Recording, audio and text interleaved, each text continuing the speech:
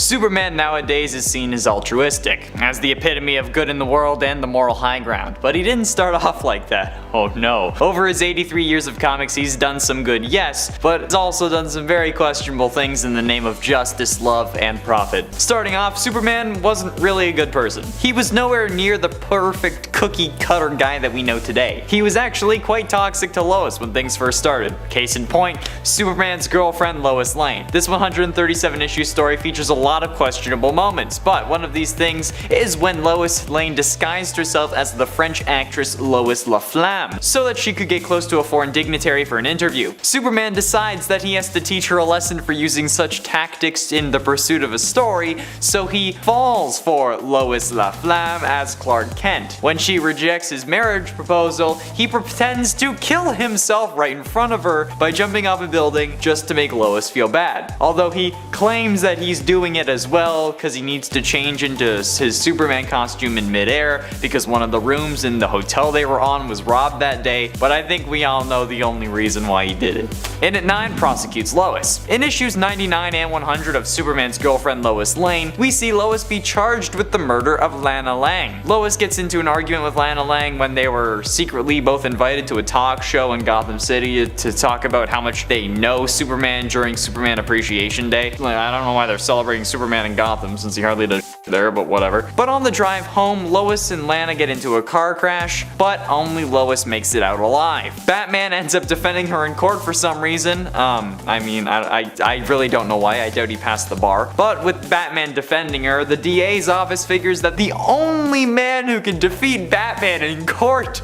is Superman. Thus, he becomes a special prosecutor and prosecutes the love of his life. I mean, he was like forced to do it, but still, what the actual hell is going on with the series?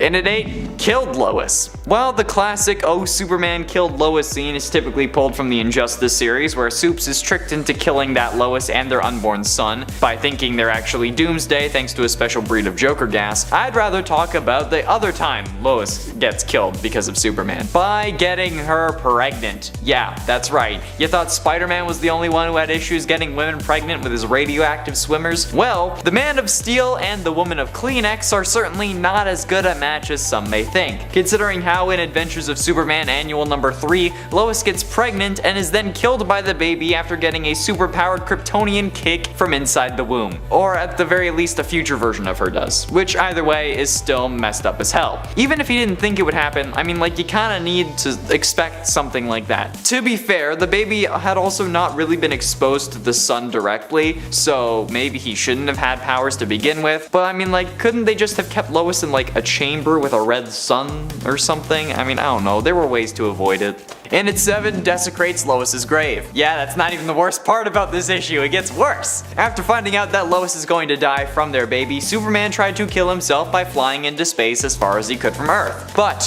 when he does, he meets an alien warrior princess named Maxima, who he then proceeds to hook up with on Lois's grave.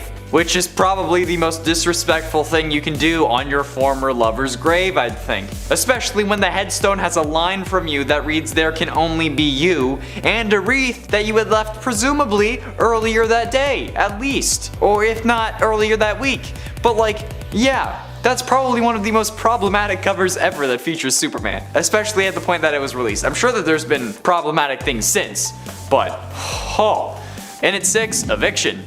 In Superman's 8th ever appearance in Action Comics number 8, he didn't seem to really have a grip on the whole how to be a good guy thing. Since after a group of kids commits a crime to join a gang, Superman takes the gang out thinking that it will save the kids. But they don't want to reform, they just want to keep being bad. Probably because the whole like, the gang is the only people who care about me kind of thing or something like that, right? That's usually the line. Well, want to know how Superman fixes that? Not by sending them to jail or getting the cops to take him for some kind of scared straight thing. No, he instead gets an idea from a hurricane and starts tearing the poor neighborhood apart. Yeah, thinking that when he's done, the town will be rid of its quote, filthy crime-festering slums. I mean, I guess it kinda worked in a way, since the government ends up rebuilding modern apartment units there that are definitely too expensive for the previous residents. So the crime does leave because the people have to leave as well. Huh. Halfway through into number 5, exposed Batman. While this seems like something that any version of Superman would do if they turned bad, it's actually interesting to see that only the Injustice version of Superman did it. Yeah, after getting fed up with Batman leading the resistance against his totalitarian regime, Superman tells the world that Batman is really Bruce Wayne. How does he do this, you ask? Like a press conference, or like a worldwide news message or video maybe? Nope, none of the above. This dude frickin' outs him on Twitter. Superman, in just 4 simple words, tells the world that Batman is Bruce Wayne. Using those 4 words, actually. From the official Superman Twitter account, by the way. Dude doesn't even use his Clark Kent Twitter. Man, he's still hiding behind his identity, but then decides to out Bruce's. It's a damn shame. With over 2.5 million retweets and over 3.5 million favorites, this was certainly number 1 on trending for sure. At least until Kim K posted a pic in like a Batman costume to capitalize on the news, pushing the actual Bruce Wayne as Batman thing to number 2 on trending. That's probably what would have happened. Let's be honest. In at 4, World War II propaganda. When World War II was ongoing, a load of the population turned to superheroes to provide hope. This is where we got Captain America and more. But this also turned Superman into the noble American hero that we know him for today. However, that caused him to be a little more on the prejudice side of things in his material. It was mostly to encourage able-bodied men to enlist and others to buy war bonds to fund their soldiers. But my question is, why did you have to lean so hard into the whole race thing? Really, DC? Like, Superman was literally printing posters that said things like, Superman says you can slap a Japanese soldier with war bonds and stamps, with a very stereotypical drawing on them as well as some offensive slurs. So yeah, that's pretty messed up. They also did this to avoid having Superman just like straight up end the war, because like, let's be honest, if he was fighting, there would be no war. They came up with various excuses for it too, like Clark Kent accidentally using his X-ray vision to read the wrong eye chart while trying to enlist, resulting in him being rejected.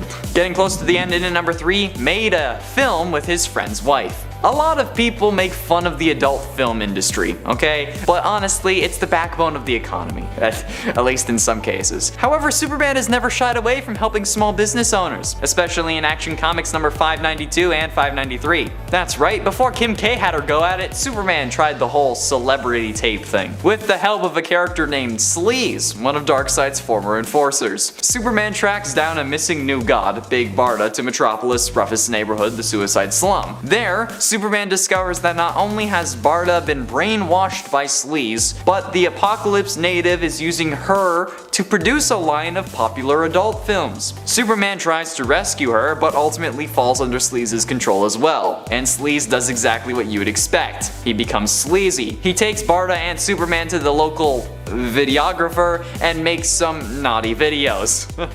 Then her husband walks in. It's certainly an interesting couple issues. Penultimately, in at number 2, Executioner. Nowadays, Superman doesn't really kill, aside from a few moments, Man of Steel and Injustice most notably. However, there wasn't really an origin for this moral code. We just kind of assumed that he was a good guy that didn't want to kill. However, writer John Byrne wanted to answer that unasked question in Superman number 22, one of the most controversial Superman stories ever. In this issue, Superman finds himself in a pocket dimension where a group of 3 Kryptonian soldiers had wiped out all life on Earth, with the exception of Bruce Wayne, Lex Luthor, and a synthetic life form that was calling itself Supergirl. They try to fight the criminals, but they're not really a match for them, which results in Supes taking some unexpected actions. He exposes the group, which also included an alternate reality version of General Zod, to golden kryptonite of their world, resulting in them permanently losing their powers, and him keeping his since it wasn't kryptonite from his world, it was from their pocket dimension. But Zod still threatens Superman and says that he'll track him down and destroy his Earth, even though he literally has no powers. But instead of just abandoning them on a dead planet, Supes thinks that that's not enough, so then he kills them with kryptonite. However, he is still grief-stricken and then promises that he will never kill again. My question is, why'd you have to pull out the green kryptonite if you already took away their powers? Couldn't you just have like... Pew. Finally, in at number 1, ruled the world.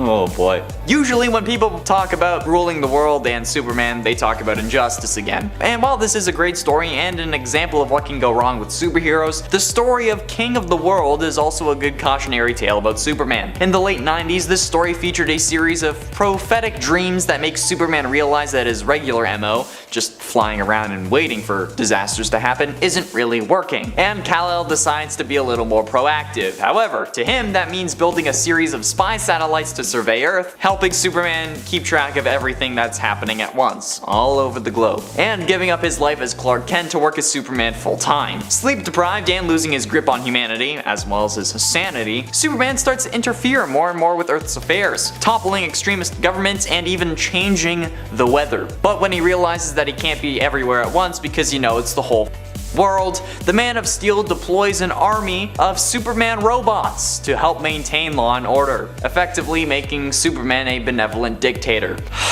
Only snapping out of it when he gets a kiss from Lois Lane. Number 10. Parasite. First appearing in Firestorm Volume 2 in 1987, Parasite is a twisted, energy-sucking, vampire-like beast who feeds on energy to live. He absorbs the life force of mortals, leaving behind a withered, empty husk. Originally, his need to absorb was satiated with regular civilians, but up against a foe like Superman, his absorption also allows him to sap the powers and memories of his victims. This means he absorbs Superman's powers, but also becomes more deadly every time he goes up against the superhero. He also keeps the knowledge he absorbs during these encounters, meaning he is aware of Superman's secret identity. One interesting aspect of his power, he can only sustain a certain amount of superpowers at one time, or else previous powers will be disabled. This process causes him to go through body changes and power fluctuation. You know, like when you teach a new move to your Pokemon. If that wasn't enough, in his early origin he had a wife and family he could never touch again, adding a tragic emotional element to this epic villain. Number 9. Metallo. John Corbin was a critically injured man saved from death by a scientist named Emmett Vale in an experiment that turned him into a cyborg. The scientist was obsessed with the idea that Superman was leading an alien invasion, so when he happened across to John, dying from injuries sustained in a car crash, he takes him back to his lab and he puts his brain into a cyborg body powered by uranium. He then tasks him with killing Superman, and John becomes Metallo, named after the alloy his new form is made with. The uranium core is later replaced with a kryptonite heart to help him kill Superman. With the ability to shoot destructive kryptonite blasts, Metallo knows how to keep Superman busy. At one point, he sells his soul to a demon to upgrade his powers even further. He has incredible abilities granted by his cybernetic body, including enhanced senses and accelerated probability, allowing him to perform quick maths, rapidly processing to predict the most probable outcome of any given situation down to the second. This dude has got a serious hard drive. Hey Nerd Squad, if you like our videos and you want to see more, please take a second to hit that like button, it really helps us out. Number 8. Mongol. Mongol first appeared in Adventures of Superman in 1989. He's an evil alien dictator, the tyrannical overlord of Warworld, an artificial satellite that travels the galaxy collecting slaves for gladiator-style combat tournaments. Superman is picked up and brought to Warworld, where he wins again and again until he's pitted up against Draga, the undisputed champion of Warworld. This place is crazy. It's like Rome mixed with WWE, and Superman is Stone Cold Steve Austin. After the Man of Steel defeats the champ, Mongol is not pleased and he teleports down to face off against Superman himself. He eventually knocks Superman unconscious, but rather than instantly killing him while he has the chance, he chains Superman up and prepares to execute Draga, the former champ. Superman breaks out of his bonds and fights back, but Mongol almost blasts Superman into oblivion with his ray blaster on his chest. Superman is saved, however, when a mysterious being named Cleric teleports him off to safety. Mongol nearly defeats Superman, and that lands him here at our number 8 spot. Number 7. Bizarro. Alright, so one time the Joker possessed the 5th dimensional powers of Mr. Mixie, and he created his own insane version of Superman. I'm sure you've heard of him already. Bizarro is like a dark Superman, a shadow self or opposite version of the Man of Steel. The Man of Iron? No, it's already taken. He has mostly the same powers as Superman, except with Arctic vision instead of heat vision, and flame breath, and you get the idea. The original newspaper version of Bizarro included the iconic Bizarro speech patterns, with all Bizarro's comments meaning the opposite of what he says. Having nearly the same skills as Superman, he would be a pretty serious threat to Superman if it weren't for his inferior mind. The people of Bizarro World aren't the brightest. The Bizarro concept has spawned a lot of cool storylines for DC though. You're not a real DC superhero until you've got a Bizarro version of yourself running around. Funny story, Bizarro was once captured and tortured by General Zod, apparently only because he looks like Superman. Number 6. General Zod. Like Bizarro, General Zod is a similarly dark reflection of the Man of Steel. Zod has appeared many times, hell-bent on the destruction of Earth to rebuild Krypton. As a fellow Kryptonian, he has mostly the same powers as Superman, making him an enormous threat to Superman and to the world. He has appeared infrequently since the Crisis on Infinite Earths, a mind-bending event rewriting much of DC's entire history. Zod cares very little about others, including his own race. Everything he does is part of some masterful, self-serving evil scheme. If Superman were to turn evil and attempt to dominate the Earth, General Zod gives us a pretty good idea of what that might look like. Number 5. Darkseid. Darkseid is a tyrannical ruler, dread lord of the nightmare world Apocalypse. He exists outside the normal universe, in a realm known as the Fourth World. He has been called the God of Evil. His goal is no less than conquering all of creation and the entire multiverse. He seeks the anti-life equation, a power that will allow him to turn anyone into a mindless slave bound to him. He once kidnapped Supergirl, using black kryptonite to brainwash her into joining his all-women villain squad, the Female Furies, led by Granny Goodness, the cruel and evil lieutenant. Darkseid is one of the new gods from the Fourth World, who evolved in close proximity to a primeval energy along with superior technology and genetic stability. The people of this realm are immortal, stronger and faster than Homo sapiens, despite looking pretty much the same. Darkseid also wields an ability called the Omega Effect, allowing him to travel through time and space, as well as break barriers and force fields. His main power is his Omega Beam, energy blasts coming from his eyes that are capable of teleporting targets to another universe. He has complete control over his Omega Beams, and they can even change direction in the air. Number 4. Brainiac. Vril Dox, aka Brainiac, is an artificial intelligence created by the computer tyrants of Kolu, a world where knowledge and logic reign supreme. Brainiac was designed to conquer alien worlds, but he quickly became more and more intelligent, eventually becoming a villain that does whatever it takes to acquire more knowledge. He once shrunk down the entire city of Kandor into a miniature for himself to study. He also created a remote scout, programmed to think it was the original Vril Dox. This scout came to the Earth and took over the body of a mentalist named Milton Fine, who worked under the alias Brainiac. Generally believed to be the most intelligent being in the DC universe, he possesses a 12th level intellect, making him even smarter than Lex Luthor. Interestingly, he was once defeated in the past through a sensory overload. Superman forced him into Earth's atmosphere, and he became overwhelmed by the germs and microbes of the Earth, as well as the wild sights and sounds of human society. Number 3.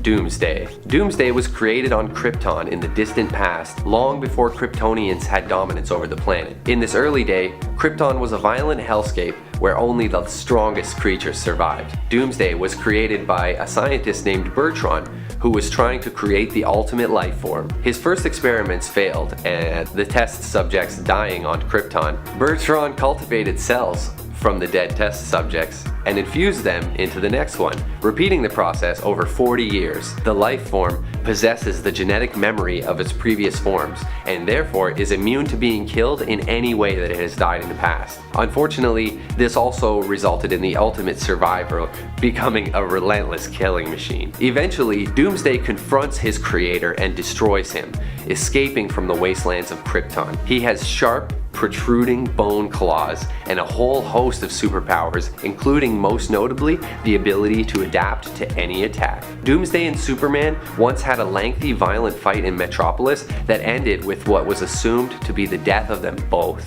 Number 2. Lex Luthor. Lex is undoubtedly one of Superman's greatest foes. A brilliant scientist and billionaire philanthropist, he is powerful and creative. He despises the Man of Steel for his alien heritage and considers him a threat to all of humanity. Over the years, Lex has been around, once even becoming president. He even had a position on the Justice League in the past. There's a genius dynamic between Lex and Superman, with Superman being an alien and achieving things that humanity never thought possible, and on the flip side, Lex Luthor is like peak human success. He's brilliant and rich and successful, but too arrogant and self-interested to use his gifts to benefit humanity. He was once reborn inside an immortal, half-Martian, half-human body, and in this form was known as Apex Lex, and was immensely powerful. Apex Lex can travel across infinite realities. He is vulnerable and nigh omnipotent, wielding the 7 dark energies of the universe. This guy was dangerous enough before. Luthor's combination of hatred towards Superman and near limitless power potential land him here at our number 2 spot. And now, number 1.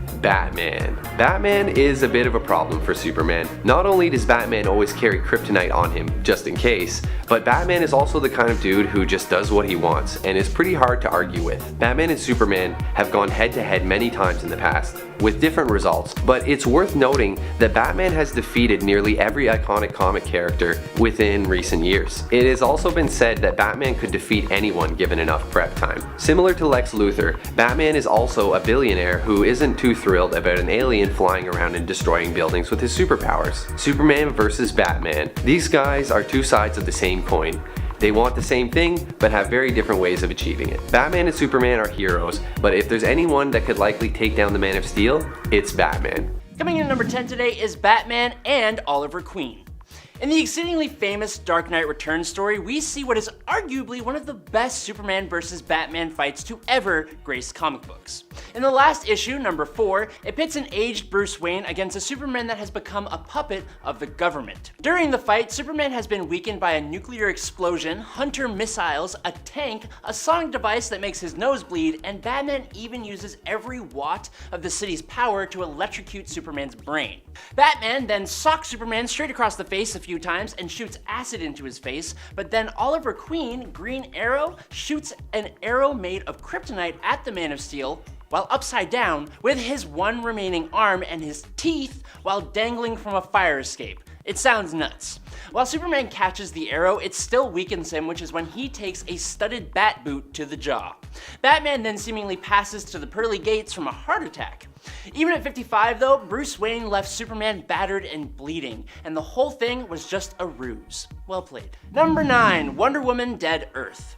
This comic picks up an apocalyptic wasteland in what used to be Gotham City. Now deep down in the remnants of the Batcave, Wonder Woman had been kept alive in a containment unit and was awoken by a group of humans who were running from a mutated monster known as a Hydra. After saving the Humies and liberating their city, she journeys to Themyscira only to find out that the Hydra are actually her fellow Amazons mutated by atomic radiation after the Amazons had decided to go to war with the rest of humanity who had driven the Earth to its breaking point. The world had basically bombarded Themyscira with nuclear fire, even though Diana used the absolute limits of her powers to try and stop it. Now when Superman, who fought for humanity, turned up to try and explain why he couldn't have helped her, we see just how powerful this Wonder Woman is.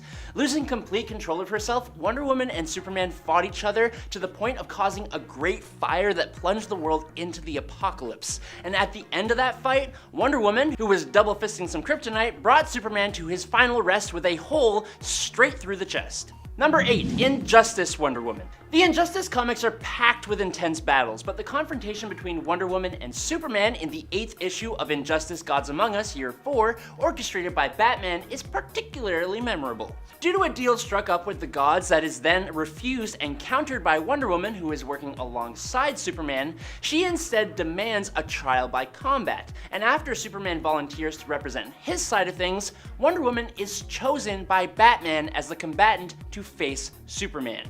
Now being a warrior born, in a fight to the death, she is honor bound to go all in. It is a brutal showdown. The two warriors initially appear evenly matched, but then Superman gains the upper hand, somehow. Despite Superman's plea for Diana to surrender, her refusal to yield becomes his downfall. Wonder Woman intensifies her assault, leveraging her superior combat skills and exploiting Clark's moment of hesitation.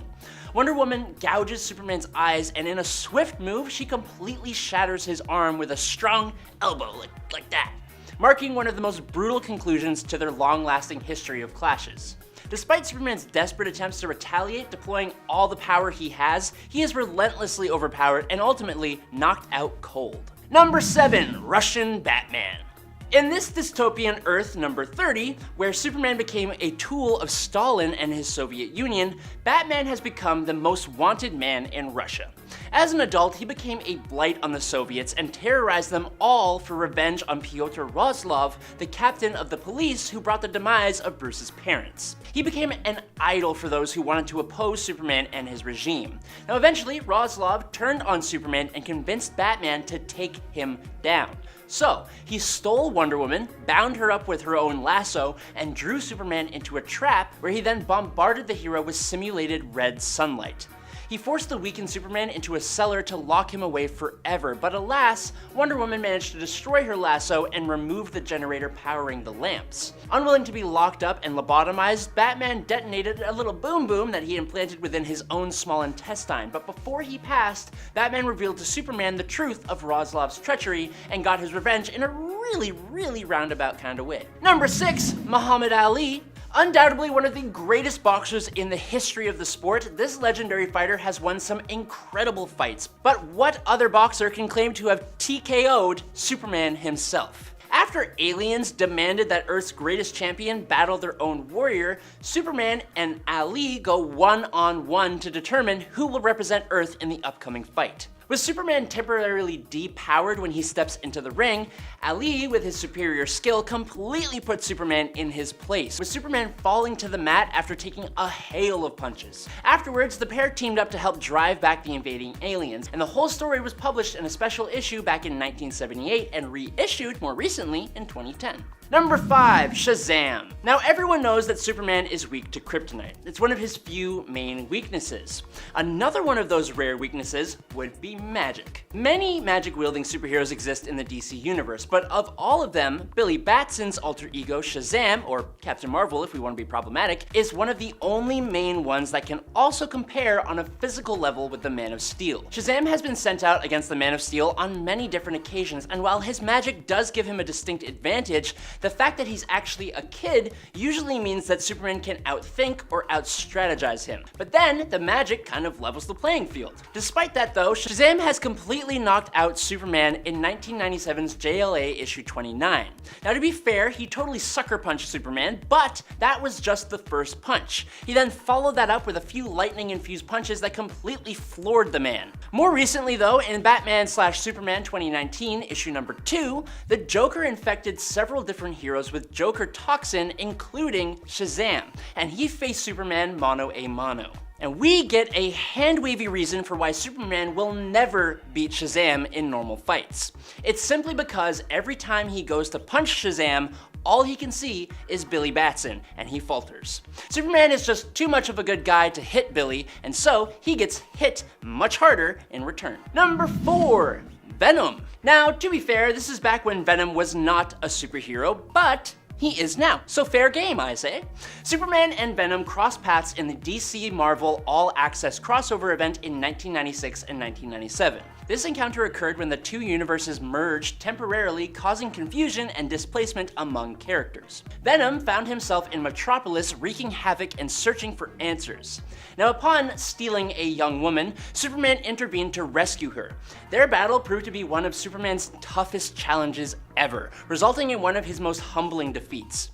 Venom matched Superman's incredible strength, withstanding the hero's attacks and immobilizing/blinding Superman with webbing, leaving him vulnerable. Superman used his heat vision to free himself, and he pursued Venom, but while Superman landed punches, Venom remained pretty much unaffected.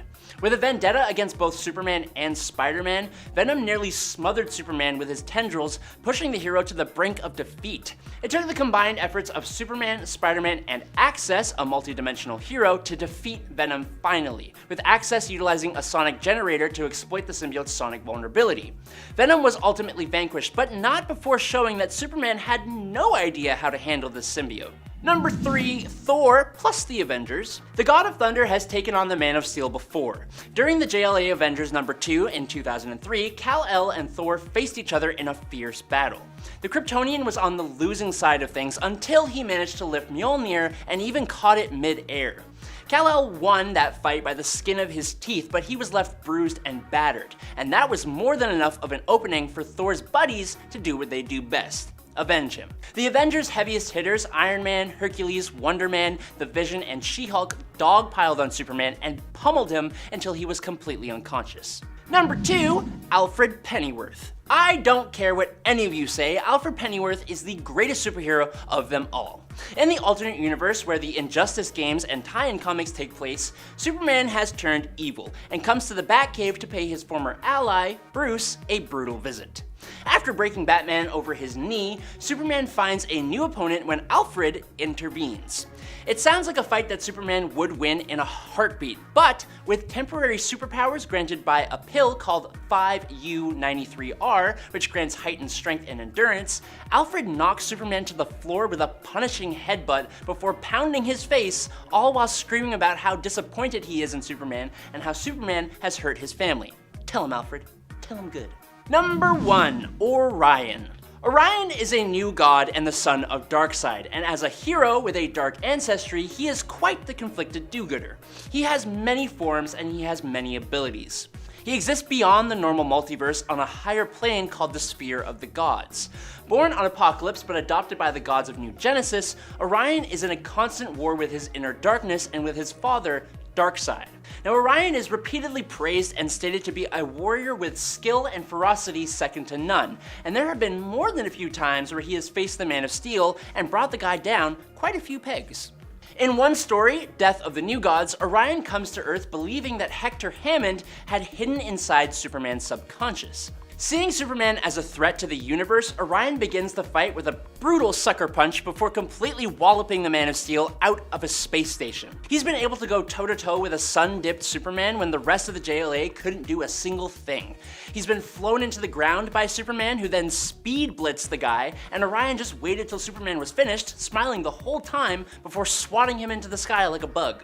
He's moved so fast that he snatched up Superman before he or Wonder Woman could even react, and then he chucked the Man of Steel into a river. He's one-shot knocked out Superman with his Astro harness, grabbed him, and then teleported away while saying how one day he will finally have a challenge, and that's all without reaching the full limits of his power. The guy is a beast. Number 10, nukes are a pretty big deal to humans. If you launched one, boom, right at a Kryptonian, you can hold them off probably for a little while. We see this happen in Batman vs Superman, and it takes inspiration from The Dark Knight Returns by Frank Miller. In the graphic novel, we see Superman go after a nuke, and after he gets a little too close for comfort, he withers up like an old apple. All that radiation gets to him. It's kind of similar to what we see on screen, actually. But luckily, our sun was in field of view for old Clarky, and he charged himself back from Michael Jackson's Thriller mode back into handsome Henry Cavill mode. Before we continue on to number 9, if you guys could go ahead and give this video a thumbs up, it does wonders for our channel. You guys are the best.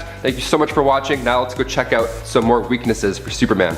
Number 9, red sun radiation. While our sun can certainly recharge the Man of Steel back into punch mode, red sun radiation can do the opposite of heal. It can damage Kryptonians because it gives off more radiation. So in Superman War of the Supermen, we see a red sun instantly start to weaken and suffocate Superman and Supergirl. It's because red sun radiation replaces the yellow solar energy in Superman's cells, eliminating his powers. Red sunlight was actually the main source of solar energy near Krypton, but Clark spent so much time around our sun on this planet that it clearly works better for him. Except for his mustache, whenever it comes to that, doesn't really seem like anything works with that upper lip problem that we have. Number 8, high-pitched noises. You ever accidentally scrape your fork against the plate and that high-pitched squeal that comes from it makes your spine want to like pop out the back of your neck? God, it's the worst. My sister almost kills me every time I scrape just a tiny thing, I swear to God. Well, even Superman gets weak when he hears high-pitched noises like that as well. Now, of course, they're much louder than just a fork. See, his super hearing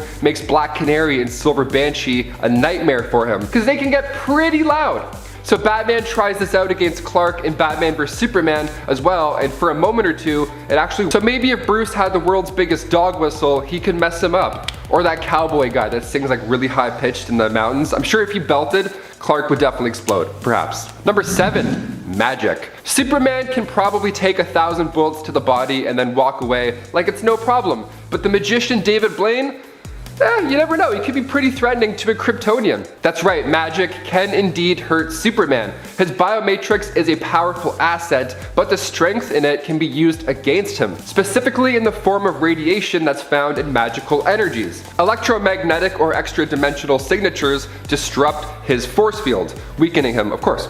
Now, it depends what kind of magic is being used and how much of it is being shot out at him, but magic in general has unpredictable effects on him, and his magical enemies have often been the ones that are the most dangerous or come out on top, at least for a little bit. Number 6, the Black Tide. In Action Comics issue 788, Superman is in a world where the air is filled with fire and a force called the Black Tide. This mysterious force causes Superman's chi flow to be disrupted. So he suffers in fatigue and pain until he gets a nice acupuncture appointment. Yeah, in the very next issue, we see Clark getting back on his feet with a few well-placed needles. He even asks if they're the world's strongest needles, and she's like, nope, they're just in the right spots. So, acupuncture, it's the only remedy that realigns his spirit, who knew? Number 5, love. Yeah, of course I said it. When it comes to weaknesses, some would say that it's just the thing you love most used against you. Now, this of course has come to light in many comics, movies, TV shows. It's not necessarily new. The whole damsel in distress thing, of course it's gonna work. Where in order to keep Superman to bend at your will, you just gotta get Lois Lane or Martha in your custody, and then you can get Superman to go and fist fight Batman. It's the best. And then we watch movies eating popcorn. We're like, yes, keep fighting. In Batman vs Superman, we see Barry Allen pop in from the Speed Force to let Bruce know that Lois Lane is the key. What key? What was he talking about? Well, that plus the nightmare sequence, it was apparent in that film that she was the key in preventing the Man of Steel from going evil and causing this world to look like chaos. Their love is keeping Kal-El from going nuts. Check it out. Number 4, lead. Superman is the best at playing hide and seek. He can see through walls, so no matter where you're hiding, odds are he's already found you if he's looking for you. But if you were to hide behind a lead wall, you just may win that game of hide and seek against a Kryptonian. How crazy is that? He has vision that matches the properties of X-ray. They call it X-ray vision, but the thing is, X-rays don't work with lead. That's why when you get an X-ray done at the dentist, they slap that bulletproof vest on you, then they like plug their ears and run out of the room. It's because that's lead. That's a no-go in the hashtag X-ray life. So it can actually help Superman out a bit though. See, as lead can block out kryptonite radiation. So it's, you know, it can kind of help Superman, but it can also be used against him. Superman's got a real love-hate relationship with pencils, it seems.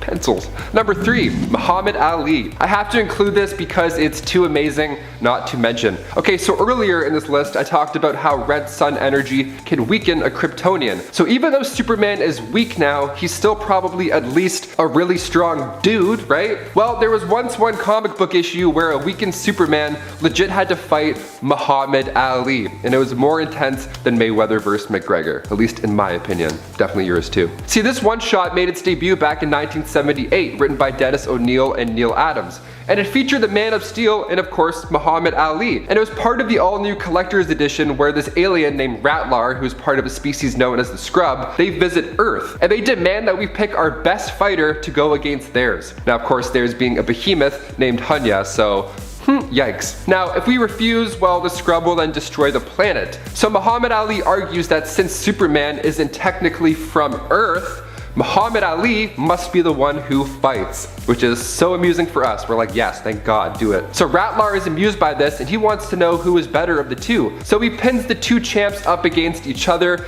and the fight is set to take place on Bodes, which is orbiting a red star. So no more crazy powers for Superman, just old fisticuffs. And Muhammad Ali drops the Man of Steel. I would say I'm surprised, but Ali is literally the greatest, so Not too surprised here. Number 2, psionics. Kryptonians are vulnerable to psychic and telekinetic attacks. Superman may be stronger than most things in existence, his mind is still just as capable of being brainwashed like most of us. He's vulnerable to magic, so when it comes to psionic attacks, those tend to work against the Man of Steel in a similar manner. Telekinesis can attack Superman's molecular structure, so when the damage is on a microscopic level, it's hard to overcome and pinpoint. The Green Lantern chip at one point took over the Kryptonian's mind in issue 10 of Injustice Gods Among Us Year 2. He's small but mighty, but he can also think small, so you're kinda screwed.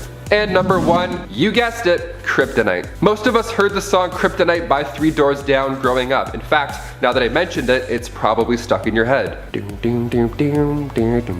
So good. My first song I ever learned on guitar. That's right, kryptonite. Okay, since the final days of Krypton, its remains were now deemed radioactive after the whole explosion thing, and parts of kryptonite were now floating around in space. This crystalline substance has a specific radioactive wavelength that's lethal to those who are native to its reality. The most common form is the type we see in Batman vs Superman. It's called bright green kryptonite, and it's poison to Kal-El. In the comic Batman and Superman issue 44, he gets a blast of kryptonite shards to the face, and it does not look pleasant in any manner. At number 10, we have A Fight Under a Red Sun. In 1978, there was a comic with an evil alien leader called Ratlat that comes to Earth looking for Earth's champion to fight his champion.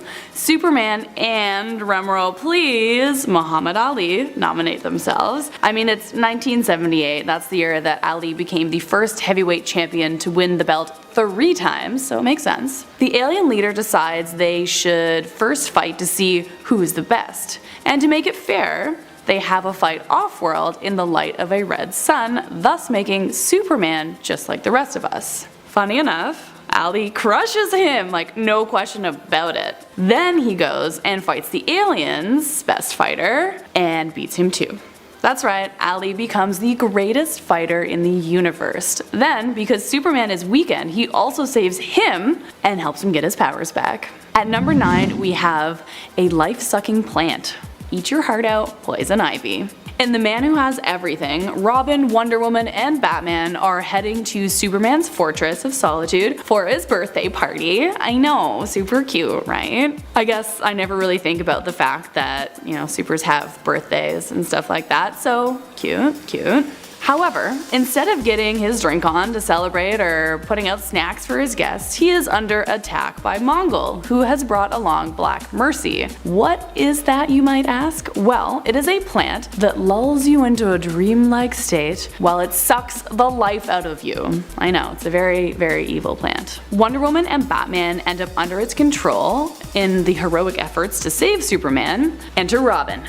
This is his moment to shine. Robin intervenes just before Mogul kills Superman and places the Black Mercy on Mogul instead. At number 8, we have an altered future. In Justice League 3000, there is a universe that is controlled by 5 super beings. To battle these guys, the Justice League is brought back to life, but without their full powers. It almost gets comical in my mind at this point. Superman, since he is essentially a god, is brought back a lot weaker than the rest. I guess to balance the scale out a bit. The huge point though is that he can no longer fly, and he keeps forgetting that he can't. Thankfully, the one time that he tries to jump off of a big building, the Green Lantern is around and is able to grab him before he falls to his death. It's just kind of a ridiculous one. At number 7, we have the Black Light. In Justice League America Act of God, it shows the aftermath of an unexplainable event called the Black Light, which irrevocably removes the powers of every super being.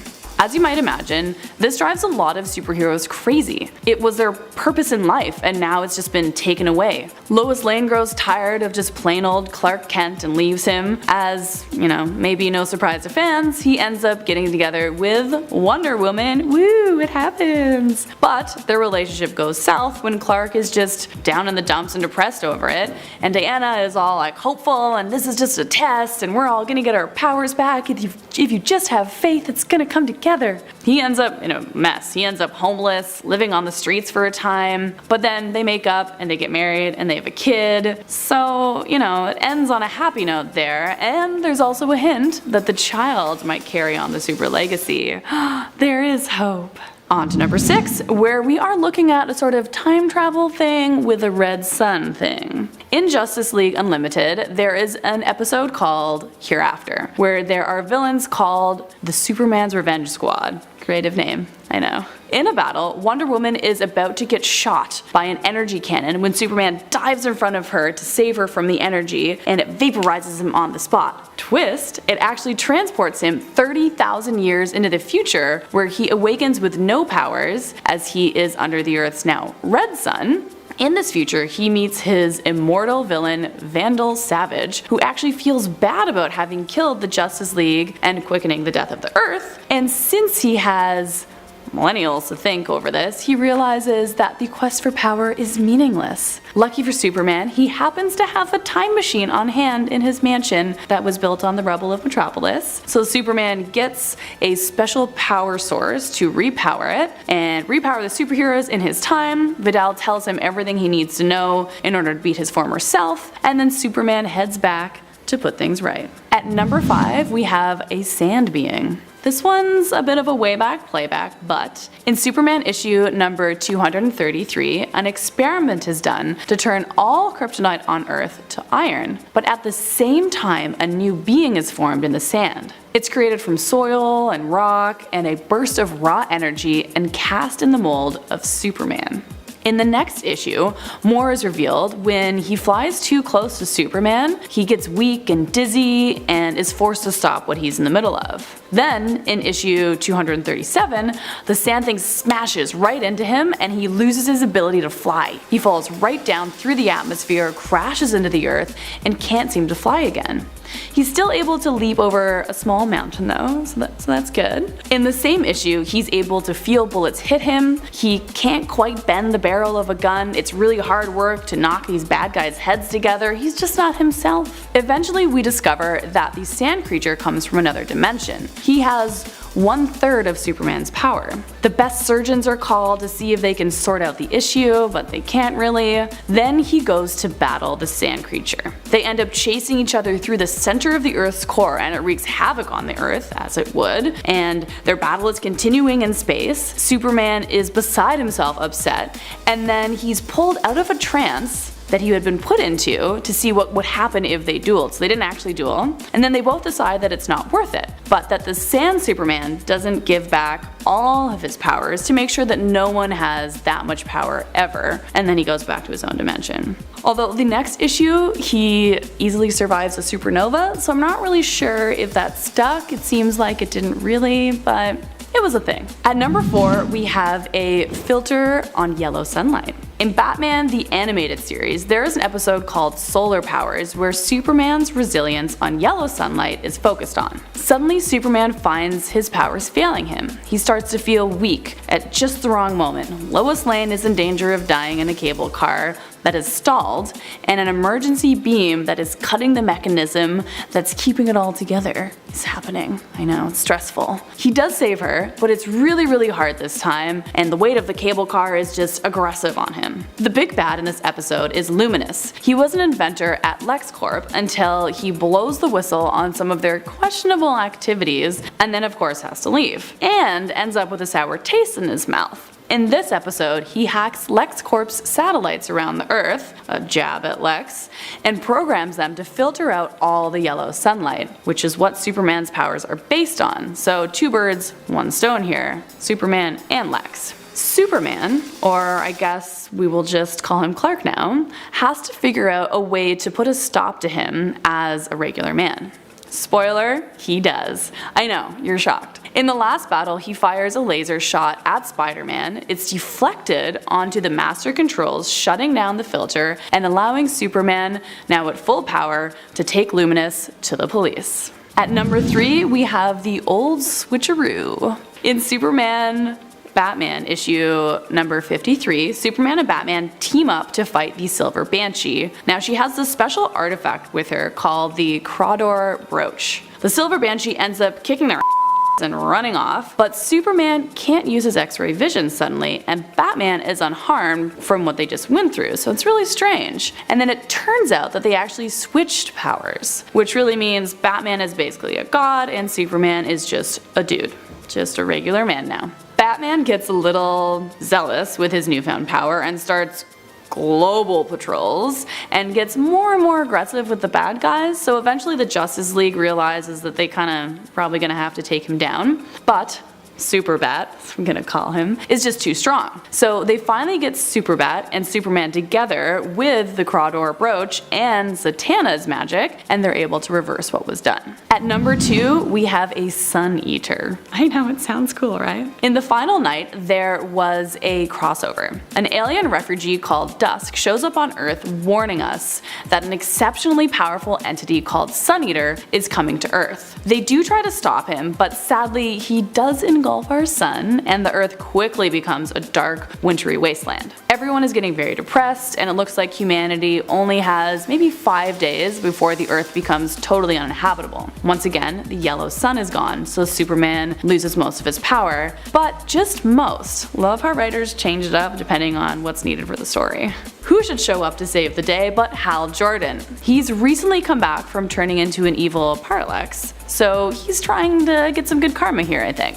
He ends up flying right into the dying sun, absorbing all the energy from it, redirects the energy with his green energy, and reignites the sun. Thank goodness he was in the neighborhood to help Superman out. At number 1, we have Red Kryptonite. In the War of Superman, there are Kryptonite supercriminals Zod, Non, and Ursa. They threaten to destroy Earth when once again the new Krypton explodes. Tough planet to be on. This time, the gang assembles, and it is Superboy, Nightwing, Supergirl, Flamebird, Steel, and the Guardian. Superman and Supergirl fly into space and are trying to stop the attack before it even gets to us, but Lex is working with Zod and happens to have a red kryptonite missile waiting for them. He fires it at them, and they start suffocating in the vacuum of space when they lose their powers. Thankfully, Flamebird steps in and burns as bright as she possibly can over to make the yellow sun burn through the red kryptonite to get them their powers back. Sadly, this uses all of her energy and she actually loses her life instead. Silver lining though, this just lights a fire under the gang to take Zod out even quicker. Number 10, Superman vs. Muhammad Ali. Yeah, you heard me. This one-shot made its debut back in 1978, written by Dennis O'Neil and Neil Adams. It featured the Man of Steel and of course Muhammad Ali. So, how is this a thing? Well, it was part of the all-new collector's edition, numbered C56. So basically this alien named Ratlar, who is part of a species known as the Scrub, visits Earth, and they demand that they pick their best fighter to go against theirs. Theirs being a behemoth named Hunya. If they refuse, well, the Scrub will then destroy the planet. So Muhammad Ali argues that since Superman isn't technically from Earth, he must be the one who fights. Ratlar is amused by this, as he wants to know who's better of the two. So he pins the two champs up against each other. Now, of course you're thinking, dude, Superman would dust him, hands down, no competition at all. Well, the fight is set to take place on Boreas, which is orbiting a red star. So, no powers for Supes. So Muhammad Ali trains Superman to become a boxer. So they start training in Superman's Fortress of Solitude. Might as well train without powers, right? Get used to it? Well, the unlikely duo are given 24 hours to train, but using a time warping device, they're able to train for a couple months. Ratlar figures out the device is being used, and boom, training's over, boys, wrap it up, nice try. So the fight is broadcasted intergalactically. Thousands tune in. Superman puts up a good fight, but ultimately Muhammad Ali is the greatest boxer ever to live, so Supes goes down. So now, Muhammad Ali has to fight Hunya. Even predicting which round he'll go down by. 4, he says it's 4. Now of course Muhammad Ali doesn't hold up too well against an alien at first, but he eventually knocks him out of the ring in the 4th round. See ya, dude. Number 9, Rainbow Hands. Yep, I said Rainbow Hands. Making its debut in 1958, the issue titled Superman's New Power. This might be even weirder than the Muhammad Ali one. So after detecting a disturbance under Metropolis, Superman checks it out, only to discover it's indeed an alien ship. So as soon as Clarky comes in contact with the ship, it explodes. Later on, he goes to fight some crooks, because you know how he does it. When he goes to use his powers, they're actually a bit different now. They're actually rainbow beams. Yeah, he shoots rainbows out of his fingers. How magical. This causes all of the crooks to become non-aggressive. And if that wasn't weird enough, soon after he discovers that he can shoot mini clones of himself at people. The people of Metropolis love this. I mean, of course they do. They get so attached to the clones that even Superman himself is like, hey guys, what about me though? Great, come on, I shot the clones. I'm the guy. Number 8, the snare. This issue was released with Action Comics Volume 1, issue number 592 back in 1987. The cover of this issue, first of all, is enough to draw you in. I mean, it shows Superman with Big Barda, like they're making out. And who's in the background? Mr. Miracle. Just watching the whole thing in horror. He even says the line, "Superman and my wife?" And it's laid across the cover. So what's going on? Mr. Miracle goes home to find Darkseid sitting on his couch. Immediately asking where Barda is, Darkseid gives him a tape to play, which may be the scariest moment of his life. I mean, if Darkseid just handed me a tape, I'd be like, no, what did you do? No, I have to rewind it first. So he clicks play and sees Big Barda dancing for sleaze. They don't show it, but it's heavily implied that it's in nature. So Sleaze takes mind-controlled Barda and Superman to an adult film director. Yep, and his name is even Grossman. His idea is that the adult tape would make enough money to accumulate an army to go against Darkseid. I mean, you know, that or a charity. Sure. And then in comes Mr. Miracle to save the day, releasing the two from Sleaze's mind control. That would have been a real awkward brunch if Mr. Miracle didn't show up. Quite the miracle if you ask me. Number 7, Super Menace. Coming from Superman Volume 1, issue 137, titled The Super Brat from Krypton. This one's fun and, of course, super weird. So Superman has a twin, or clone, rather. That's right, so when Jor-El shot Kal-El into space after the destruction of Krypton, that ship ended up crashing into a derelict space satellite and was then duplicated. The ship and the super baby inside of it. Now there's two of each. Now of course we know what happens to Superman's ship, but what about the other one? That craft was found by criminals named Derek and Bonnie. So they see this as a golden opportunity to raise a supervillain. Not a bad idea, honestly. I mean, it's pretty... Alright, cool. So they have this little super bat, and they tell him not to be seen until the right time, because that would be pretty bait, you know? So a kryptonite meteor crashes, and they realize that it doesn't affect little super bad. Oh.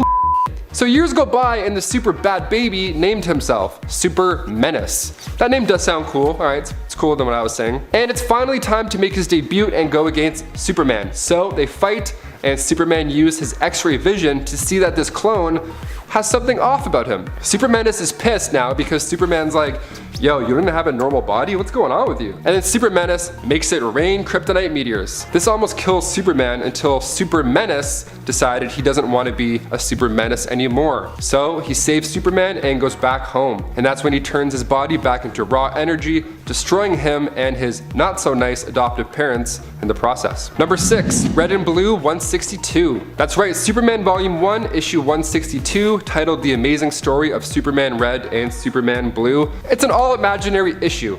So that's cool, I think. We just talked about Superman's evil clone. Well, that's not the first time they've had the idea of another Superman. So the Kandorians aren't too happy with Superman at this point. He was supposed to enlarge Kandor, cure kryptonite, and stop all the crimes ever on Earth. And he couldn't do it. Wow, what a loser, dude. You're fired, Superman. That's really, you can't do all those things? Embarrassing, if you ask me. So he splits himself up into two identical beings, which, you guessed it, are Superman Red and Superman Blue. And they both crush it. They recreate Brainiac's enlarging ray, they bring Kandor back to its original size on an all-new Krypton. Step 2, get rid of all the evil. Easy peasy. The Red and Blue Super 2 create an anti-evil ray, fancy, and ends all crimes on Earth. Superman Red marries Lois Lane, and Superman Blue marries Lana Lang. And they all live happily ever after, even Lex Luthor. Number 5, ants.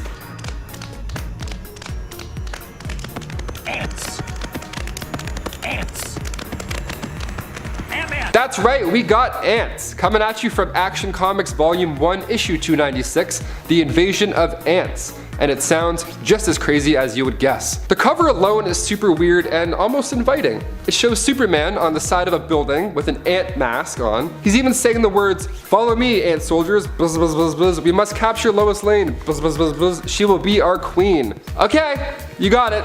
So after a colony of giant ants was mutated from a nuclear war on another planet, they decided to come and check out Earth, as they all do, because we're so cool and all. So Superman uses red kryptonite radiation to give himself an ant's head. Not a mask. See, I said mask earlier, I was throwing you off. It's a head. He's got an ant's head. And he communicates with them.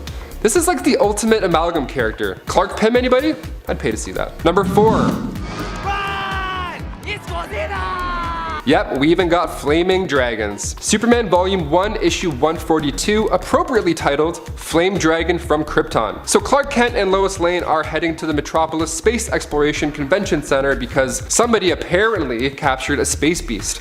Yeah, okay. So they arrive and yeah, there's straight up a space beast. Supes knows what it is. It's actually called the Kryptonian Flame Beast. I could have guessed that one, I mean come on. So it sprays fire all over Clark and all that is left is still Clark, but his regular clothes have been burned away. So he starts fighting the beast as Superman. And then the Flame Beast swallows a red kryptonite meteor. So Superman keeps his distance. He knows what's going on. He's dodging hits. He's waiting until the red kryptonite's effects starts taking action. And it weakens the beast, so Superman splashes it with water, freezes it with his icy dentine ice breath, and he hoofs it out to space. Then when Lois returns to the scene, she sees Clark all bandaged up, and the doctors are like, oh, he has minor burns, and she buys it, of course. The doctors being Batman and Supergirl in disguise.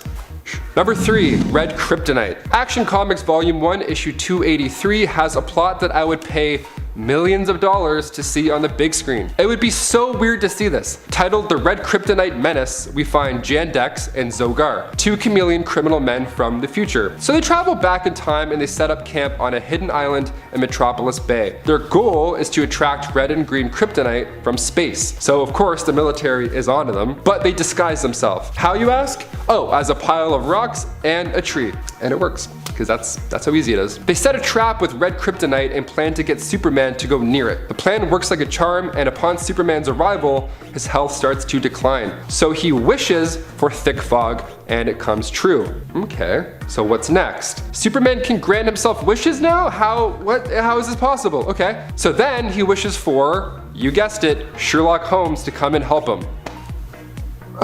This red kryptonite allows for him to wish for Sherlock Holmes. Benedict or Robert, which one did you go with? We're curious. Number 2, the Bat Witch. And no, I don't mean a sandwich made of bats, because that would be disgusting. And this channel, we don't show anything disgusting here. Batman getting his hands and head cut off though? That's more like it. Now we're talking. Released in 1969, issue 186 of The World's Finest, we find Batman in quite the pickle, to say the least. So Superman and Batman have actually traveled back in time to solve a mystery of a broken bust that resembled Batman. So they go back in time and they rescue a lady named Sylvia Ward. Now Sylvia was actually accused of witchcraft. So Superman helps her stay afloat and Batman swims with her back to shore. And then she thanks Batman by kissing him right in the lips. Then Superman goes to introduce himself and Batman's like, nah, I got this, and takes her to the local bar. Oops! So Superman decides to use this era in his favor. He dressed up as Batman and starts doing like crazy witchcraft stuff. So much so the town deems him an actual witch. So he's about to be burned at the stake and then a thunderstorm rolls in. And everyone's like, I love watching people burn but can't stand the rain. We're out of here. Everybody leaves except for, you guessed it, Ben Franklin. Sorry, what? Yeah, Ben Franklin, like the Ben Franklin. He's just hanging out there apparently. He actually tries to free Batman with one of his experiments, but Superman doesn't let that happen. Eventually, even Ben Franklin's like, alright man, you're on your own. See ya, dude.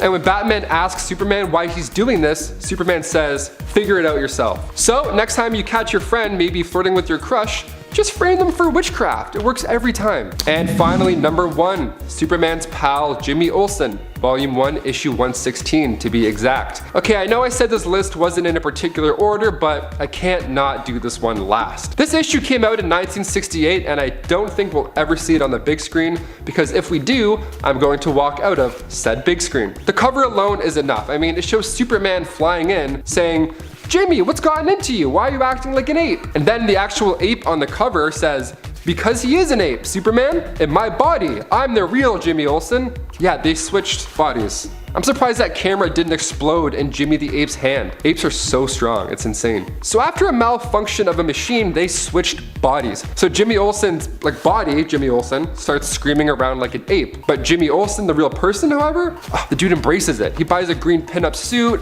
even a cool hat. He rocks the look. He even goes to work. He's like, you know what? I'm gonna be a simian sensation here at the office.